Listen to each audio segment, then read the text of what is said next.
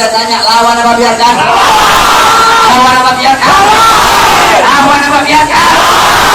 Saudara-saudara, saya baru tadi sore keluar dari penjara. Baru tadi sore saya keluar dari penjara. Tapi saya telah bersumpah ketika di pengadilan Bandung bahwasanya prajurit pembela Rasulullah, bangkitlah untuk agama, bangkitlah untuk segala puji dan syukur kehadirat Allah Subhanahu wa taala. Dialah Allah Subhanahu wa taala yang maha besar, yang besar selain Allah kecil. Dialah Allah yang maha perkasa, yang maha kuat, yang perkasa selain Allah lemah. Dialah Allah raja di atas para raja, yang raja selain Allah hamba. Dialah Allah Subhanahu wa taala yang maha berkuasa selama-lamanya, yang berkuasa selain Allah kadang berkuasa dan kadang tidak berkuasa. Dialah Allah Subhanahu wa taala yang maha kaya, yang kaya selain Allah miskin.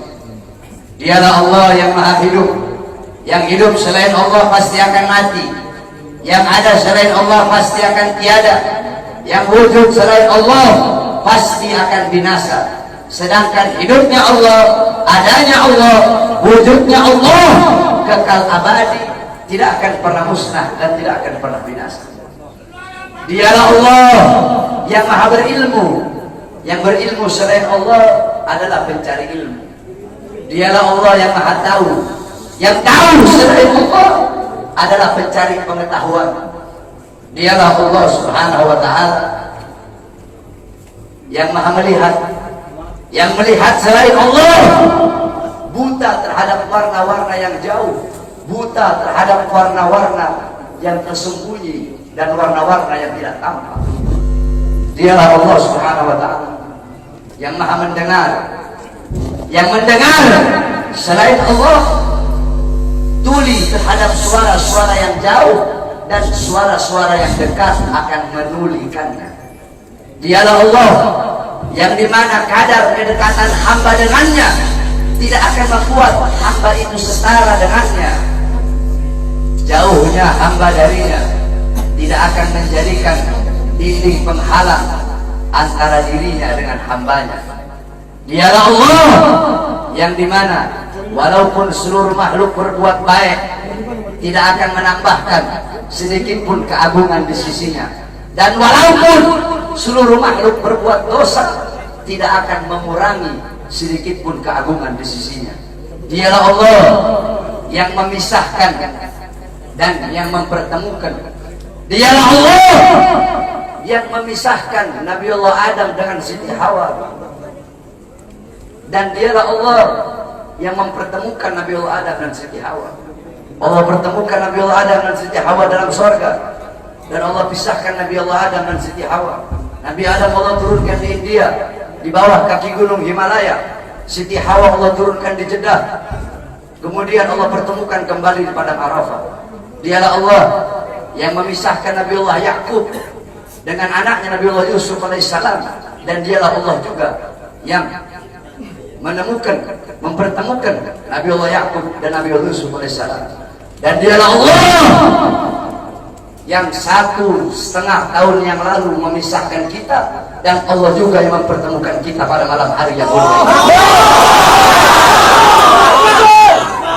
Saudara-saudara sekalian yang dimuliakan oleh Allah Subhanahu wa taala, alhamdulillah, saya bersyukur kepada Allah Subhanahu wa taala atas nikmat yang Allah Subhanahu wa taala berikan.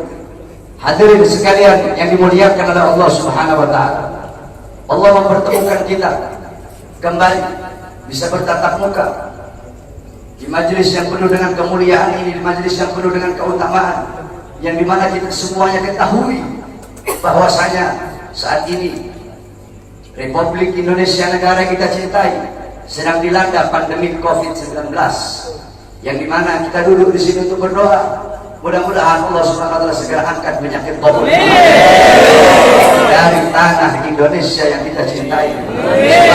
Indonesia tanah para aulia, Indonesia tanah para habaib, Indonesia tanah para syuhada. Insya Allah akan Allah angkat semuanya. Saudara-saudara, corona atau apapun itu disebutnya, itu menurut ulama-ulama min ahlil bawatin, itu mereka adalah makhluk ciptaan Allah Subhanahu wa taala. Saudara-saudara, sekalipun corona dikatakan adalah virus yang diciptakan oleh Amerika, atau virus yang diciptakan oleh Cina, atau virus yang diciptakan oleh dokter, pasti ada unsur-unsur makhluk ciptaan Allah yang Allah ikut sertakan di dalam penciptaan virus tersebut, sehingga yang memiliki kekuasaan penuh atas virus tersebut adalah Allah Subhanahu wa taala. Maka satu-satunya jalan untuk menyelamatkan diri daripada itu, kembali kepada Allah, taat kepada Allah, patuh kepada Allah, tunduk kepada Allah Subhanahu wa taala. Ketika engkau takut kepada Allah Subhanahu wa taala, akan Allah tanamkan dalam hati para makhluk rasa takut kepadamu. Ketika engkau kembali kepada Allah, takut kepada Allah, taat kepada Allah, apakah ada satupun makhluk yang bisa mencelakaimu? Saudara-saudara, ada penyakit yang lebih berbahaya dari corona. Apa itu? Hati yang lebih takut kepada corona daripada hati yang takut kepada Allah Subhanahu wa taala. Hatimu takut kepada corona, sampai-sampai engkau lebih takut kepada corona daripada Allah. Itu adalah penyakit yang lebih berbahaya daripada corona itu sendiri.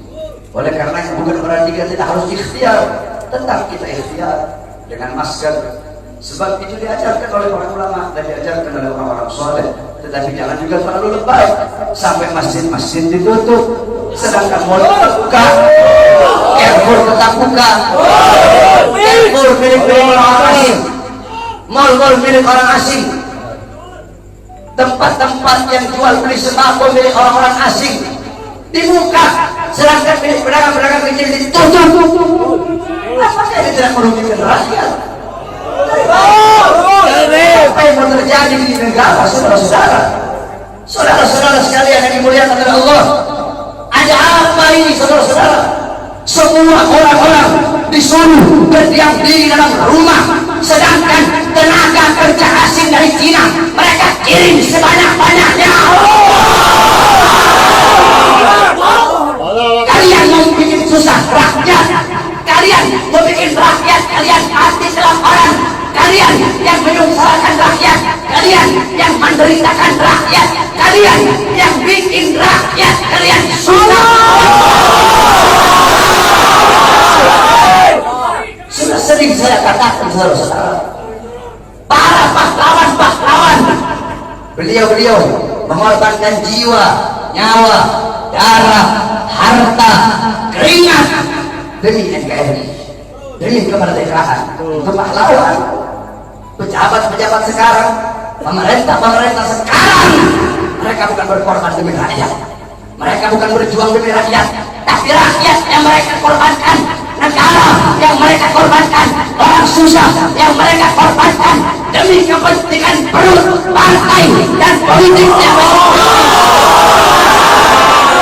Oleh karena itu saya tanya, lawan apa biarkan? Lawan apa biarkan? Lawan apa biarkan? Saudara-saudara, saya baru tadi sore keluar dari penjara. Baru tadi sore saya keluar dari penjara. Tapi saya telah bersumpah ketika di pengadilan Bandung bahwasanya saya, Bahar bin Smith, bersumpah ketika itu di hadapan para hakim, di hadapan para jaksa, di hadapan para pengacara, di hadapan para seluruh hadirin yang hadir. Saya bersumpah, saya Bahar bin Ali bin Smith bersumpah demi Allah, selama kedua mata saya masih terbuka untuk melihat kemungkaran, melihat penderitaan rakyat, melihat kesusahan rakyat, maka selama itu tidak ada satupun yang bisa membungkam mulut saya.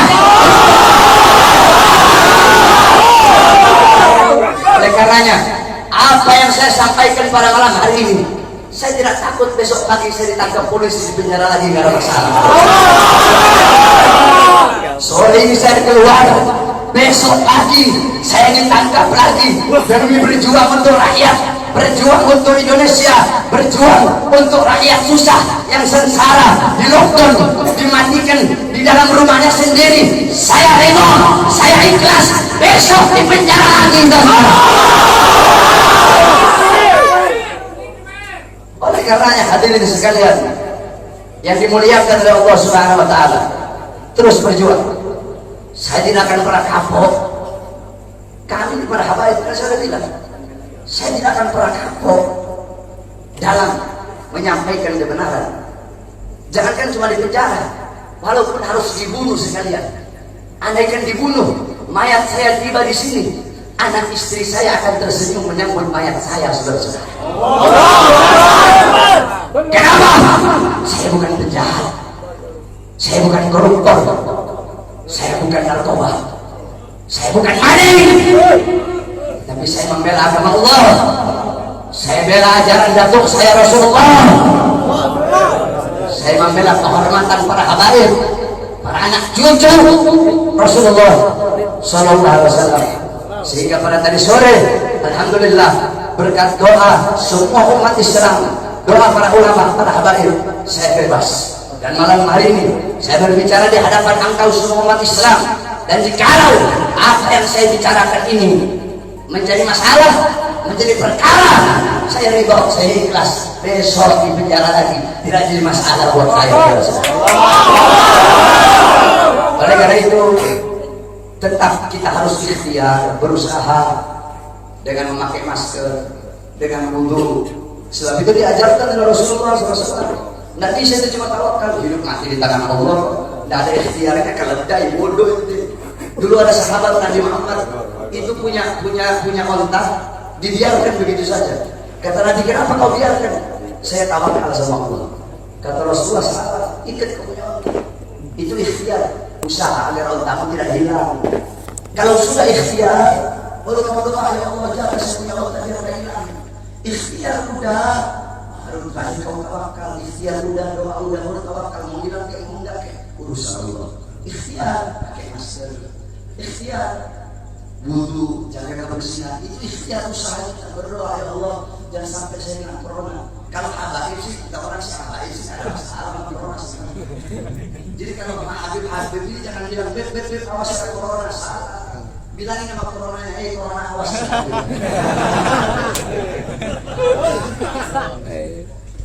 Corona awas, nanti kau dimasuki Habib. Bukan corona masuk Habib, masuk kau. Paham? Jadi tetap kita ikuti aturan pemerintah. Selama aturan pemerintah itu tidak melanggar agama, kita sebagai warga NKRI yang baik wajib taat, wajib patuh kepada peraturan pemerintah, peraturan MUI. Betul? Karena apa? Selama aturan-aturan itu tidak melanggar agama, selama aturan-aturan itu apalagi senyawa dengan agama, menyatu dengan agama, maka kita sebagai orang yang beragama Islam wajib untuk mentaati dan mematuhinya. Betul? Tapi kalau pemerintahnya zalim sama rakyat, pemerintahnya kurang ajar sama rakyat, menyengsarakan rakyat, maka wajib untuk kita lawan, saudara-saudara. Betul? Saya tanya semuanya, jawab yang keras. Siap lawan kezaliman? Ya. Siap lawan kezaliman? Ya. Siap lawan penindasan? Ya. Siap hancur demi Islam? Ya. Siap hancur demi agama? Ya. Siap hancur demi Islam? Ya. Siap binasa demi Indonesia? Ya. Allahu Akbar.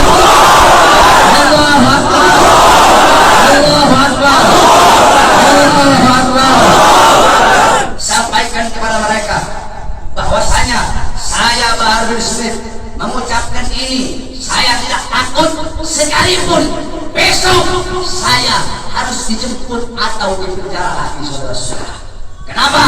Karena saya memperjuangkan rakyat yang susah, rakyat yang kelaparan, rakyat yang menderita, tersembunyi, tersingkirkan, dikurung dalam rumah, dibikin mati pelan-pelan. Seorang-orang kecil mau kesini mau buka ini susah, sedangkan itu mal-mal penuh, masjid ditutup, masjid ditutup, tempat ibadah ditutup, sedangkan itu mal-mal penuh. Carrefour ada masih buka, Carrefour buka, TikTok buka, Jacket buka. Apa? Karena punya asing. Hah? Kenapa dibuka? Karena ada punya asing di situ. Kenapa tenaga kerja kok dikirim dari luar yang banyak, sedangkan masih banyak pengangguran di Indonesia? Betul? Anak-anak muda yang pengangguran di Indonesia banyak apa tidak? Banyak apa tidak? Banyak apa tidak? Yang butuh pekerjaan banyak apa tidak? Banyak apa tidak? Berarti jikalau pemerintah mereka mengirim tenaga kerja asing dari manapun, mau Cina, mau Australia, mau Korea, mau Jepang, dari manapun, tidak peduli negaranya negara mana, berarti sedangkan Indonesia masih banyak yang pengangguran, berarti pemerintah ingin menyusahkan dan menyengsarakan rakyat. Maka kita sebagai rakyat, khususnya umat Islam, wajib untuk melawan sampai titik darah.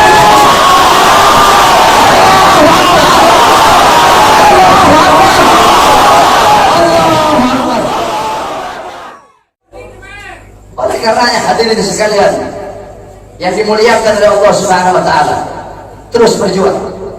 Saya tidak akan pernah kapok. Kami para habaib saya tidak. Saya tidak akan pernah kapok dalam menyampaikan kebenaran.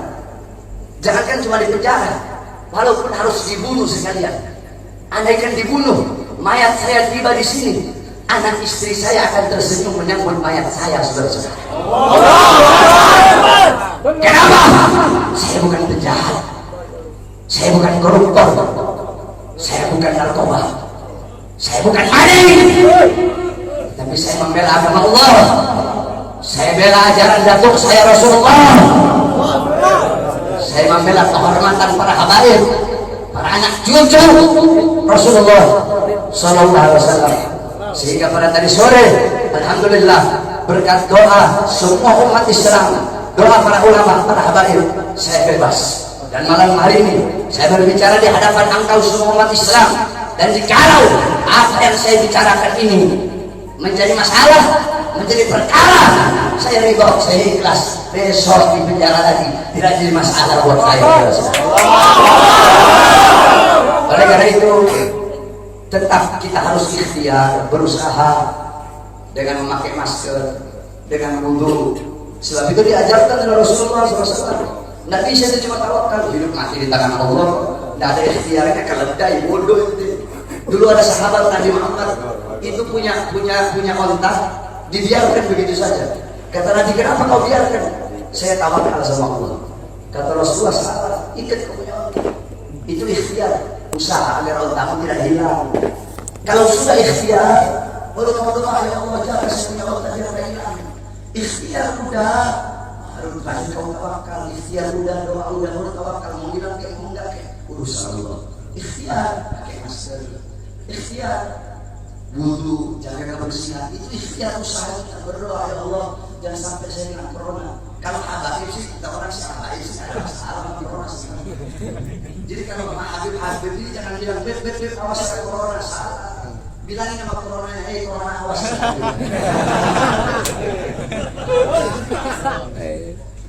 Corona awas, nanti kau dimasuki Habib. Bukan corona masuk Habib, masuk di kau. Paham? Paham? Jadi tetap kita ikuti aturan pemerintah. Selama aturan pemerintah itu tidak melanggar agama. Kita sebagai warga NKRI yang baik, wajib taat, wajib patuh kepada peraturan pemerintah, peraturan MUI. Betul? Karena apa? Selama aturan-aturan itu tidak melanggar agama, selama aturan-aturan itu apalagi senyawa dengan agama, menyatu dengan agama, maka kita sebagai orang yang beragama Islam wajib untuk mentaati dan mematuhinya. Betul? Tapi kalau pemerintahnya sombong sama rakyat, pemerintahnya kurang ajar sama rakyat, menyengsarakan rakyat, maka wajib untuk kita lawan, saudara-saudara. Betul?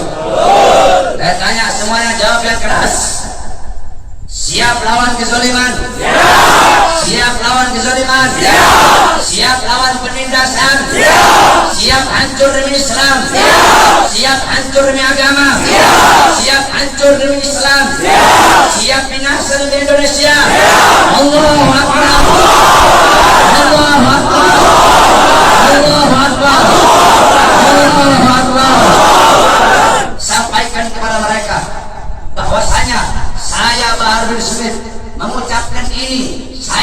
takut sekalipun besok saya harus dijemput atau dipenjara lagi, saudara-saudara. Kenapa? Karena saya memperjuangkan rakyat yang susah, rakyat yang kelaparan, rakyat yang menderita, tersembunyi, tersingkirkan, dikurung dalam rumah, dibikin mati pelan-pelan. Seorang orang kecil mau kesini mau buka ini susah, sedangkan itu mal-mal penuh, masjid ditutup, masjid ditutup, tempat ibadah ditutup, sedangkan itu mal-mal penuh. Kayak buka, masih buka, jangan buka, infak buka, jangan buka. Apa? Karena punya asing. Hah? Kenapa dibuka? Karena ada punya asing di situ. Kenapa tenaga kerja kok dikirim dari luar yang banyak, sedangkan masih banyak pengangguran di Indonesia? Betul? Anak-anak muda yang pengangguran di Indonesia banyak apa tidak? Banyak apa tidak? Banyak apa tidak? Yang butuh pekerjaan banyak apa tidak? Banyak apa tidak? Berarti jikalau pemerintah mereka mengirim tenaga kerja asing dari manapun, mau Cina, mau Australia, mau Korea, mau Jepang, dari manapun, tidak peduli negaranya negara mana, berarti sedangkan Indonesia masih banyak yang pengangguran, berarti pemerintah ingin menyusahkan dan menyengsarakan rakyat. Maka kita sebagai rakyat, khusus umat Islam, wajib untuk melawan sampai